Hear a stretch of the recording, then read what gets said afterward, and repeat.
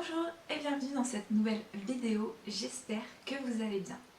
Aujourd'hui je vous propose de faire un petit book haul où vous allez avoir les réceptions, les achats que j'ai fait durant février, mars, avril et mai. Si jamais vous avez envie d'en savoir un petit peu plus sur ces livres, ne vous inquiétez pas, les informations seront déjà sous la vidéo, donc n'hésitez pas à faire un tour dans la description. Et surtout, n'hésitez pas à faire un petit tour sur le blog, puisqu'il se pourrait que j'en ai lu certains et que les chroniques soient déjà en ligne. Je vais donc commencer cette vidéo par vous présenter les deux livres de poche que j'ai pu me procurer durant ces mois-ci. Premier livre de poche, il s'agit d'un nouveau tome des aventures d'Arsène Lupin, écrit par Maurice Leblanc et publié ici aux éditions Livre de Poche. Vous le savez peut-être ou pas du tout, et je vais vous apprendre quelque chose, mais je suis une grande fan d'Arsène Lupin. J'en ai lu déjà pas mal de tomes, mais je complète petit à petit, au fil du temps, ma collection. Et là, j'ai pris cette fois-ci Arsène Lupin contre Sherlock Holmes, qui est une parodie de Sherlock Holmes. Par conséquent, je ne sais pas ce qui va se passer dans ce tome-ci, même si je connais la série avec Georges Descrières, dont je suis une grande fan, et que je sais à peu près de quoi il en retourne. En tout cas, je comprends qui est le personnage d'Sherlock Holmes, mais je ne sais pas concrètement ce qui se passe dans le roman, si je sais comment ça a été adapté. Le matériau d'origine, j'avoue, ça va être une découverte totale pour ma part. Donc je suis ma foi assez contente de l'avoir trouvé, d'avoir trouvé en plus cette édition que j'aime beaucoup, le livre de poche, j'aime beaucoup ses couvertures. Et j'ai hâte de le garder pour le Pumpkin Autumn Challenge parce que je pense que vu que c'est un policier, ça ira parfaitement pour la saison.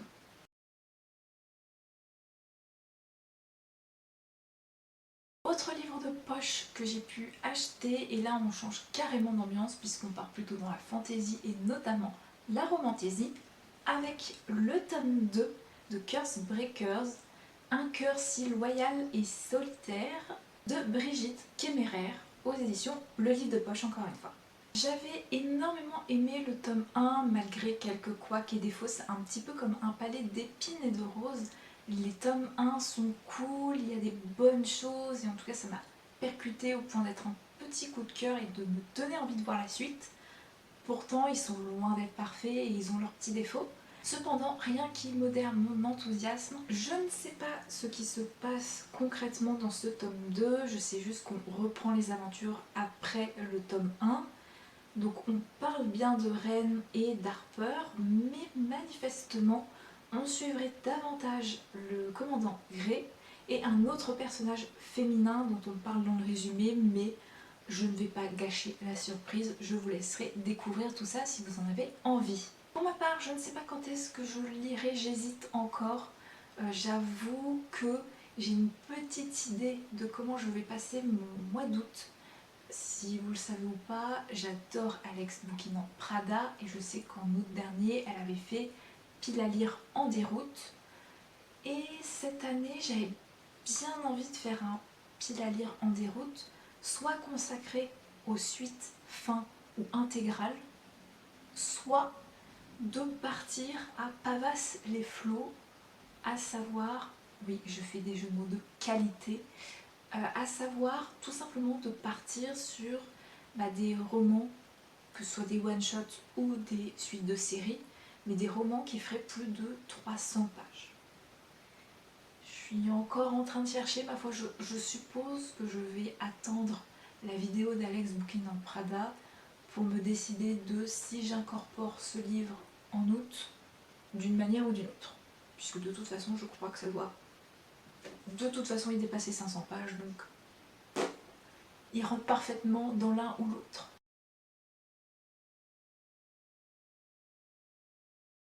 Je poursuis le book haul avec un roman jeunesse et un roman, on va dire, de format médium, puisqu'on est sur les éditions Little Urban, à la poursuite des animaux arc-en-ciel de Sarah Anne Jukes et Sharon King Shea.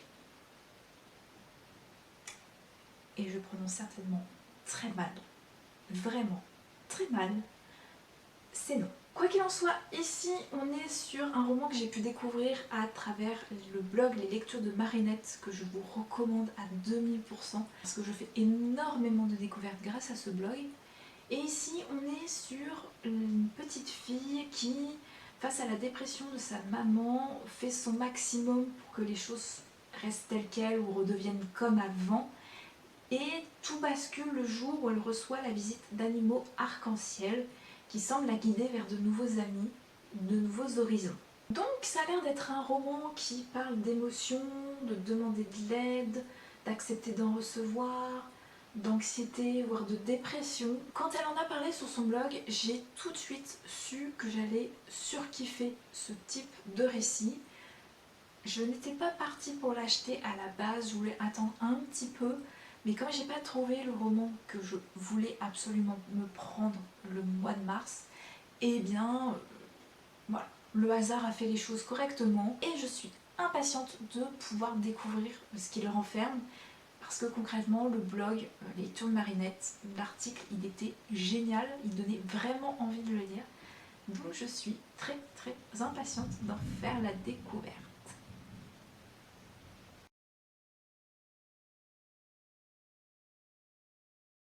Et je poursuis avec la littérature jeunesse, notamment une suite de romans que j'aime énormément. Je pense que vous vous doutez déjà du titre et de l'héroïne dont je vais vous parler. Il s'agit de la saga Les Enquêtes d'Enola Holmes, le tome 9. Enola Holmes est la marque de la mangouste de Nancy Springer aux éditions Nathan. Sans surprise, on suit Enola dans une nouvelle enquête. Ici, il semblerait qu'on nous parle de l'écrivain Rudyard Kipling. Si vous ne savez pas qui c'est, on lui doit le livre de la jungle. Et manifestement, Enola va devoir travailler avec Sherlock Holmes. Il y a toute une affaire de chasse à l'homme et de mystérieuses confréries avec une marque de mangouste. Bref, on a l'air d'être dans quelque chose d'un petit peu plus policier, voire thriller, à quelque chose d'un petit peu plus tendu par rapport aux deux autres enquêtes, même si concrètement, on reste dans du cozy mystery. Je ne sais pas si je vais, comme pour Cursebreaker, le lire pendant le challenge pile à lire en déroute, si je vais le lire cet été, si je vais le garder plutôt pour Pupkin. En tout cas, je suis impatiente de replonger dans l'univers d'Enola Holmes et je sais déjà que je vais passer un bon moment avec.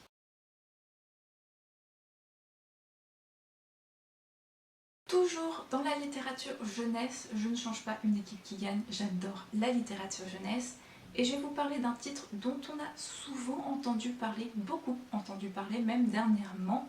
Il y existe dans sa version hardback, mais j'ai préféré prendre la version brochée, tout simplement parce que j'ai trouvé l'illustration de couverture absolument magnifique. Je vous présente donc les Whisper Weeks, le labyrinthe sans fin de Jordan Lees aux éditions Ozu.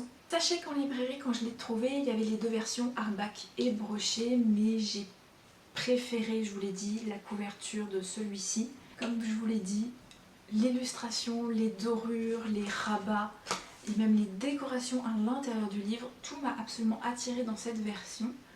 Donc je sais juste qu'on nous parle d'un étrange monde d'Edalum où les rues ne tiennent pas en place, les cartes à jouer servent de monnaie et les humains jettent des sorts à l'aide d'étranges poupées. Quand Benjamin est propulsé à Dédalum, sa route croise celle d'Elisabella. Pour rentrer chez lui, il n'a pas d'autre choix que de suivre Elisabella à travers Dédalum dans une quête effrénée sur la trace des mystérieuses Whisperwicks. Comme je vous le disais, on en a longtemps entendu parler sur les réseaux sociaux, sur Booktube aussi.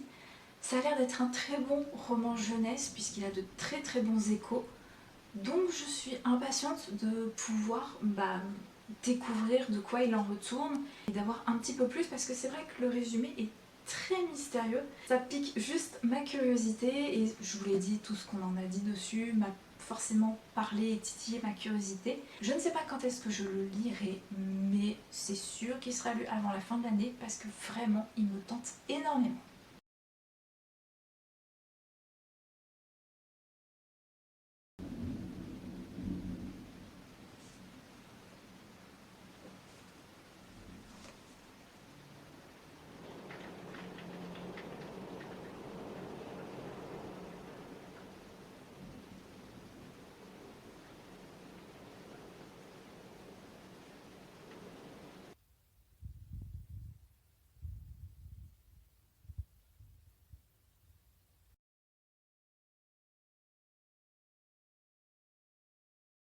Recoucou.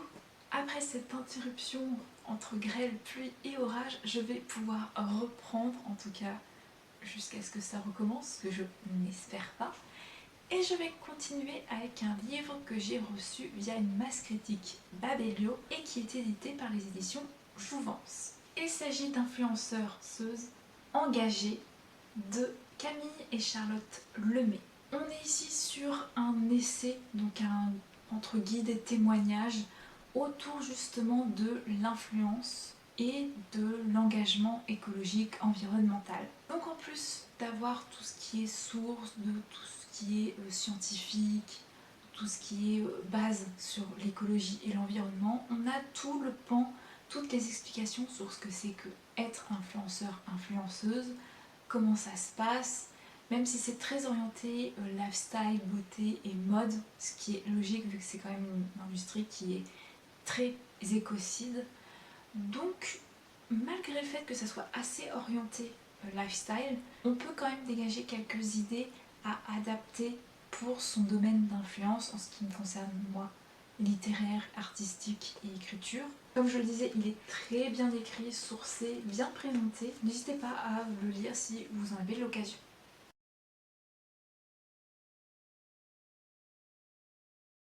Le tome compagnon d'un livre que je viens à peine de terminer, je crois il y a même pas 5 jours pour être tout à fait honnête, mais j'ai tellement kiffé l'univers et les personnages que j'ai pas pu résister très longtemps à l'envie de prendre ce tome compagnon qui a des allures de nouvelles et de contes hivernales, donc il est fort probable que je ne le lise pas tout de suite, que je le garde plutôt pour le Cold Winter Challenge.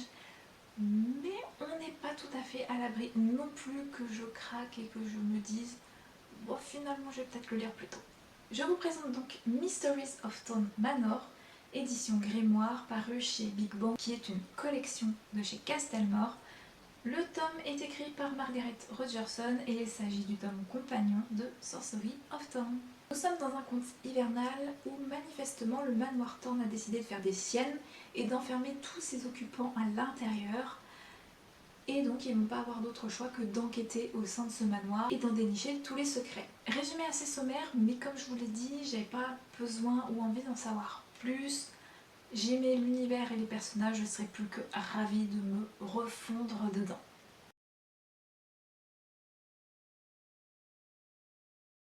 Je vous présente La promesse du dragon d'Elisabeth Lim aux éditions Rajo.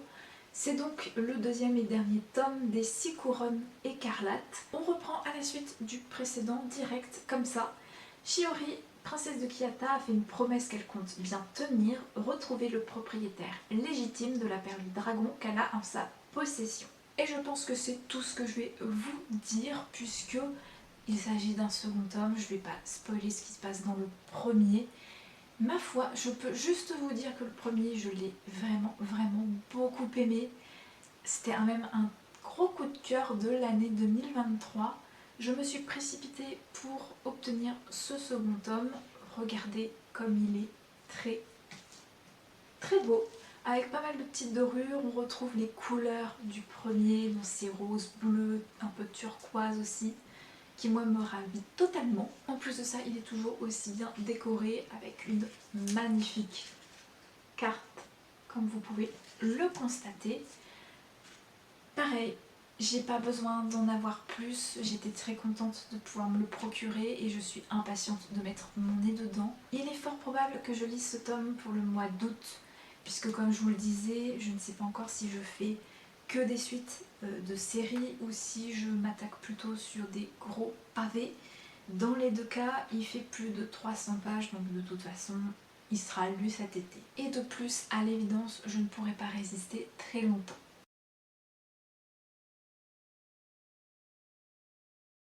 J'enchaîne avec le deuxième tome et également le dernier tome d'une autre saga que j'ai découvert très récemment, même pas un mois pour être tout à fait franche. Il s'agit du tome 2 de L'Engrange-Temps de Neil Pfeffer aux éditions Hachette. Là pareil, c'est la suite directe du précédent opus.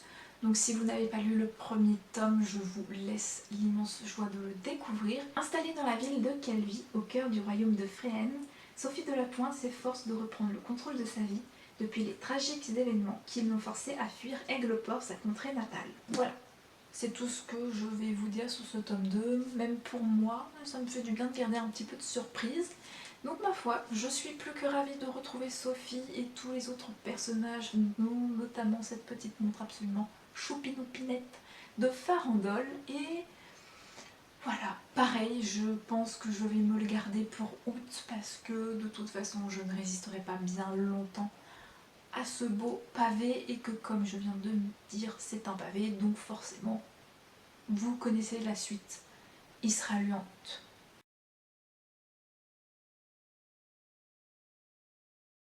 Je vous présente Contes de givre et de sommeil de Jaïra d'après les textes de Jean Lorrain. Jean Lorrain, je ne connaissais pas son existence avant de découvrir cette série de livres, mais il a écrit un recueil de contes qui manifestement évoquent toutes sortes d'époques et de pays. Donc ça a l'air vachement intéressant. Je n'ai jamais lu ces contes et j'avoue que je serais bien tentée d'avoir les originaux. Toutefois, Jaïra, elle les a adaptés, donc elle a fait un choix dans les textes, dans le sens où elle a pris certains tronçons de texte, d'autres qu'elle a évincés, mais quand elle a gardé les morceaux de texte, elle les a gardés tels quels. Et vous vous demandez certainement où est-ce que j'ai bien pu avoir ce livre puisque je ne vous ai pas donné sa maison d'édition. C'est très simple, il suffit de les acheter auprès de Jaïra. Dans mon cas, j'ai participé au Ulule, donc j'ai reçu récemment le livre et ses goodies.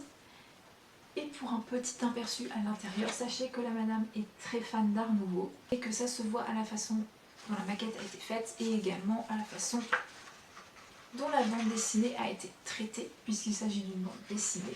Et comme vous pouvez le constater, c'est en noir et blanc, uniquement en noir et blanc avec des touches de doré.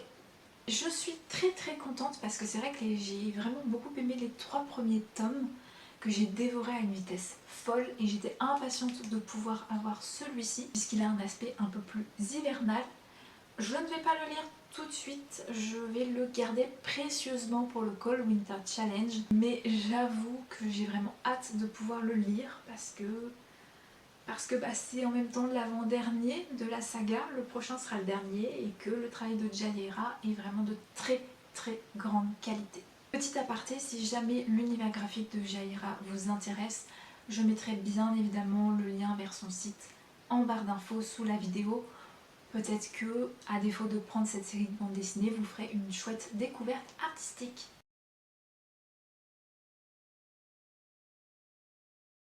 Deuxième bande dessinée, cette fois-ci une suite de saga, une saga que j'aime énormément depuis le premier tome. Il s'agit du 3e opus de Lightfall, Le temps des ténèbres de Tim Probert, aux éditions Gallimard bande dessinée. Je ne vais pas faire le résumé de ce tome-ci, ce serait un petit peu dommage si vous n'avez pas lu les précédents. Je vais juste vous dire qu'on suit les histoires, l'aventure de Béa et de son ami Cad. Béa est une petite fille anxieuse qui vit avec son grand-père cochon sorcier jusqu'au jour où celui-ci disparaît sans crier gare. Et Béa se retrouve seule à devoir chercher où a bien pu passer son grand-père. En chemin, elle croise la route d'un aventurier plutôt insouciant et téméraire du nom de Cad et ensemble, ils vont être empêtrés dans une quête qui les dépasse totalement. En gros, on est sur un voyage plutôt onirique, une quête un petit peu initiatique, avec un brin de malice et d'humour, beaucoup de fantaisie et d'imagination, beaucoup d'émotions aussi, de justesse, notamment dans le traitement de l'anxiété. On a un duo qui fonctionne à merveille. Cad et Béa sont attachants comme jamais. Tout simplement l'univers graphique que je trouve très chouette. Je vais juste vous donner un petit aperçu là comme ça.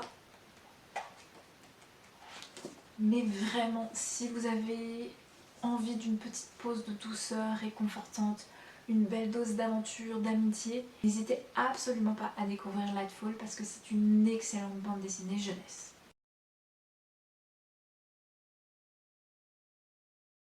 On va terminer ce book haul avec un livre qui m'a été également envoyé par la maison d'édition à travers une masse critique Babelio. Voici donc Dessiner les créatures kawaii de la forêt d'Angela Nguyen aux éditions Erol. Je pense que le concept est compris dans le titre, mais au cas où peut-être que vous avez envie d'en avoir un tout petit peu plus, nous avons donc là tout un univers craquant à croquer. Apprends à dessiner de gentils animaux des bois, des champignons trop mignons, des fées, des lutins et toutes sortes d'objets qui décoreraient à merveille une cabane dans les arbres. Laisse-toi guider pas à pas pour donner un air kawaii à tous tes dessins, et même des loups terrifiants deviendront tes meilleurs amis. Recopie les modèles ou laisse libre cours à tes idées. Tout ce qu'il te faut, c'est un crayon, une feuille de papier pour te lancer. Nous sommes là sur un guide pratique pour dessiner, je pense que vous l'aurez compris au titre et au résumé. Nous abordons la thématique de la forêt, notamment de la forêt kawaii. Donc le kawaii est un style particulier, c'est un style qui est, on va dire, avec le super déformé et le chibi, ce qui appartient au registre du mignon. Je suis très contente d'avoir eu ce livre parce que je l'ai lu, parcouru, et que j'en ai fait une chronique, en tout cas sur le Babelio. J'attends encore quelques livres pour pouvoir faire un rendez-vous en termes de non-fiction sur le blog. Néanmoins, je peux d'ores et déjà vous dire que si vous aimez le kawaii, il est fait pour vous.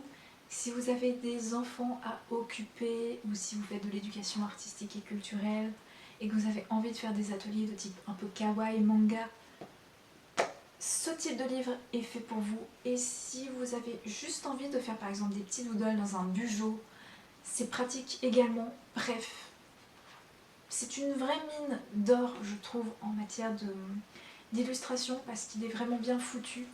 Ça donne de très jolies idées et aussi de très jolies méthodes de travail, notamment sur les structures. En tout cas, j'en avais grave besoin, notamment pour des créatures fantastiques, je pense aux dragons. C'est vrai que j'ai envie de dessiner des dragons, mais c'est vrai que côté structure, j'avais beaucoup de peine à trouver les formes géométriques à travers des dragons.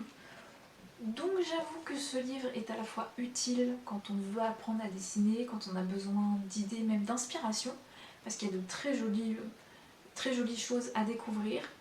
Et puis même le côté un peu mignon, kawaii, qui moi forcément me plaît et me convient, puisque c'est un peu mon style graphique.